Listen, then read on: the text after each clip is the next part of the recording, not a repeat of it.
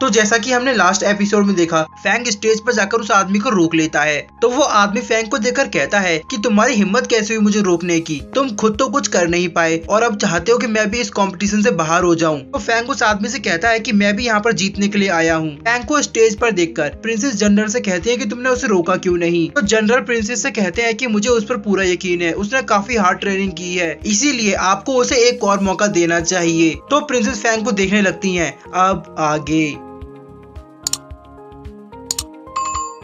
Episode की starting में हम देखते हैं कि फैंग सभी लोगों से बोलता है, मुझे पता है कि मैंने पिछली बार कुछ भी नहीं कर पाया, पर मैं भी आप लोगों की तरह एक और बार ट्राई करना चाहता हूँ। फैंग की बातों को कोई भी सीरियसली नहीं लेता। तभी टैन बोलता है कि क्या वो पागल है, वो जियांगजी को हराना चाहता है, वो ऐसा सोच भी कैसे सकता है कि वो उसे हरा सकता है। तभी वहाँ खड़े बाकी सभी लोग भी फैंग का मजाक उड़ाने लगते हैं और उस पर हंसने लगते हैं। फैंग उन सब की बातों को इग्नोर करता है और वो पिलर की ओर बढ़ने लगता है। फैंग पिलर को टच करता है और वो कहता है कि मुझे पता है इसे जीतना आसान नहीं होगा, लेकिन मेरे पास ये आखिरी मौका है, मुझे अपना बेस्ट देना होगा। इसके बाद फैंग अपने ब्रेसलेट को देखता है और वो कहता है कि अब तुम्हें मेरी हेल्प करनी होगी, अगर इस बार भी तुमने मेरी हेल्प नहीं की तो मैं तुम्हें फेंक दूंगा। अब सभी लोगों की नजरें फैंग के ऊपर ही टिकी हुई थी। फैंग अपने बॉडी वेपन स्टाइल टेक्निक का इस्तेमाल करता है और वो उस पिलर पर अटैक करना शुरू कर देता है। अटैक करते ही वो पिलर फैंग को दूर फेंक देता है। फैंग के हाथ में पेन होने लगता है। सभी लोग फैंग को देखकर उसका मजाक उड़ाने लगते हैं। वो कहते हैं कि ये जियांगजी को हराना चाहता है और इतने में ही थक गया। अभी फैंग पिलर को देखते हुए पिछले पार्टिसिपेंट के बारे में याद करता है कि किस तरह सी ने और बाकी सभी लोगों ने उस पर लगातार हिट किए थे। फैंग सोचता है कि अगर मैं भी ऐसा ही करूं और लगातार इस पर अटैक करूं तो शायद मैं जीत सकता हूं। उसके बाद फैंग लगातार बॉडी वेपन स्टाइल टेक्निक से उस पिलर पर अपने हाथ और पैरों से अटैक करता है। फैंग की अटैक पावर को देखकर सभी लोग काफी हैरान होते हैं और उसे बड़े ही ध्यान से देखने लगते हैं। वो सभी लोग बात करते हैं कि क्या सच में ये इस बार जीत सकता है। फैंग के अटैक इतने ज्यादा पावरफुल होते हैं कि वहाँ की जमीन भी हिलने लगती है, जिसकी वजह से चैंगजी का ड्रिंक से भरा कप भी हिलने लगता है।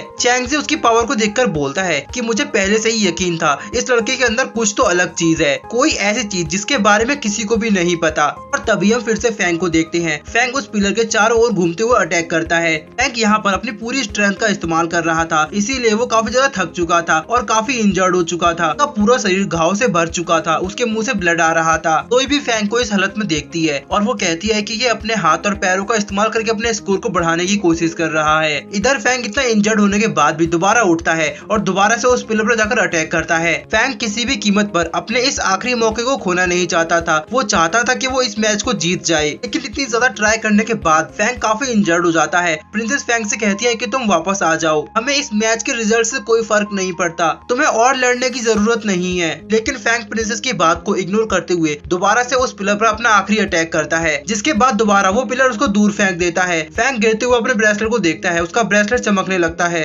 आसमान में काले बादल छा जाते हैं। फैंग दोबारा उठता है, वो कहता है कि मैं हार नहीं मानूंगा। इस बार फैंग की आंखों का कलर भी बदल चुका था। फैंग दोबारा से भागते हुए उस पिलर के पास जाता है और जंप करके अपने दोनों हाथों से उस पिलर के सेंटर पर अटैक करता है। फैंग का ये अटैक काफी ज्यादा पावरफुल होता है, जिसकी वजह से पिलर के अंदर लगा हुआ मैकेनिज्म टूट जाता है। जिसके बाद मैकेनिकल फीनिक्स अपने पूरे पंखों को उठाता है और हवा में उड़ने लगता है। सभी लोग देखते हैं कि फीनिक्स उड़ रहा है, पर फैंग भी गिरते हुए उस फीनिक्स को देखता है। फैंग काफी इंजर्ड हो चुका था। फैंग जमीन पर गिरते ही बेहोश हो जाता है। प्रिंसेस फैंग के लिए काफी चिंता करती हैं। सभी लोग फीनिक्स को हवा में देखकर सोचते हैं कि आखिर ऐसा कैसे पॉसिबल हो सकता है। फैंग भी फीनिक्स को हवा में उड़ता हुआ देख काफी हैरान होता है। प्रिंसेस और जनरल फैंग को बेहोश देख उसके पास भागते हुए जाते हैं। अब बाकी सभी लोग फैंग का मजाक उड़ाने के बजाय उसकी रिस्पेक्ट करते हैं और कहते हैं कि ये रियल हीरो है। फिर जनरल स्टेज पर जाते हैं, वो फैंग को उठाने की कोशिश करते हैं। फैंग अपनी आंखें खोलता है। जनरल फैंग से पूछता है कि तुम कैसे हो। फैंग जनरल से बोलता है कि मैं ठीक हूँ, लेकिन मैं काफी थक चुका हूँ, मुझे सोना है। अभी प्रिंसेस फैंग के सामने आती हैं। फैंग प्रिंसेस को देखकर बोलता है कि मैंने कर लिया। प्रिंसेस फैंग को देखकर मुस्कुराते हुए सर हिलाती हैं और कहती है कि तुम ही विनर हो। प्रिंसेस का सर्वेंट प्रिंसेस से माफी मांगता है और कहता है कि मुझे माफ कर दीजिए, मैंने पहले फैंग के बारे में जो कुछ भी कहा वो सब गलत था।